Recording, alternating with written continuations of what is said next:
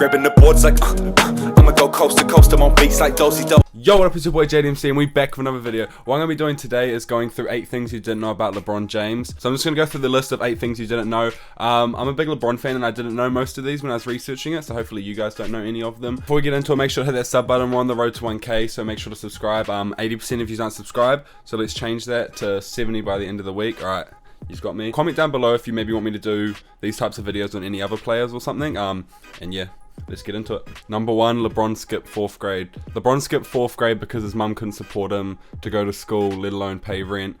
James actually spent a year hanging out at his house playing video games and spending most of the time with his friends when they got out of class. I think it was something along the lines of like he missed 82 out of 100 and something days. But yeah, he pretty much didn't go to school for that whole year. Number 2, LeBron got a $90 million deal by Nike in high school.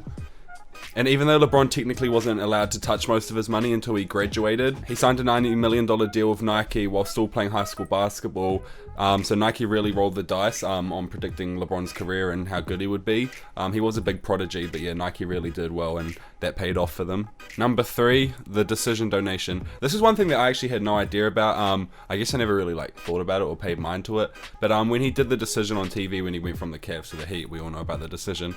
Despite the hate LeBron was receiving for airing it on TV and sort of ditching his hometown, as people were saying, that stream, or whatever you want to call it, made $2.5 million, and it was all got donated entirely to the Boys and the Girls Club. So that's cool. No one really talk about that because that was just a big moment where everyone just started hating him and he turned into the villain. Number 4, GOAT company.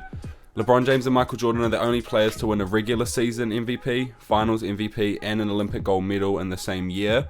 I guess most of us sort of know that. I guess I knew that, but I never sort of thought it in terms of that. But that's cool that those two are the only two to do that. Number 5, LeBron wasn't the highest paid player on his team until age 31.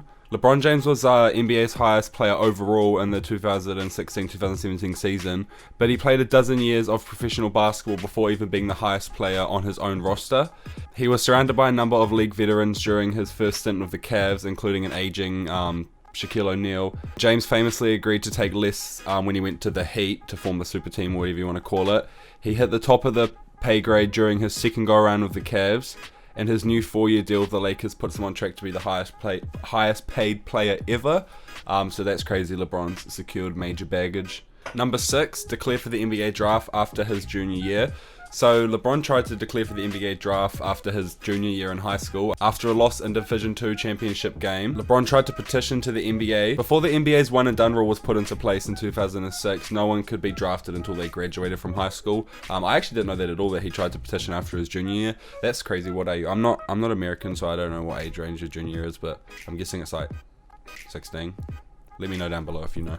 Number 7, he never scored his average stat line. So what I mean is LeBron has averaged 27 points, 7 rebounds, and 7 assists for his whole career in total, but he's never actually had a game where he goes 27, 7, and 7. I actually find that real fascinating because 27, it's not like it's hard to get that because that could be threes or missed free throws or whatever. And if you're averaging 7 and 7, that just sort of blows my mind that he's never got that. I wonder if we'll see that. Surely, right?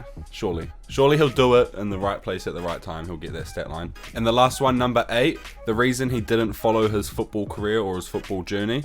Most of us are familiar with the fact that LeBron was an all-state wideout while in high school, and that he has talked about his desire to play in the NFL, but why did he give up on football? It wasn't because he couldn't cut it or just lost interest, but because he had a broken wrist at the hoops camp, and the thought of risking more injury on the football field ultimately led him to walking away from the helmets and pads. So yeah, a lot of people I think have the perception that he just chose basketball because it was basketball and he was so good at it, but he did have an extreme desire to play football, and yeah, that's interesting to know that that sort of injury sort of stopped him in a sense of he didn't want to risk that, because if you are an athlete and you get you're a young athlete and trying to aspire to the pro leagues or whatever, or professional, if you get an injury that's putting you out for a year or two, that's big. I know it was only a broken wrist, but that can have long lasting effects. So yeah, smart move by LeBron. It worked out in the end. But yeah, that's it for the video. Make sure to hit the like button and also subscribe. If you've made it to the end, you might as well subscribe. Go on, you subscribe.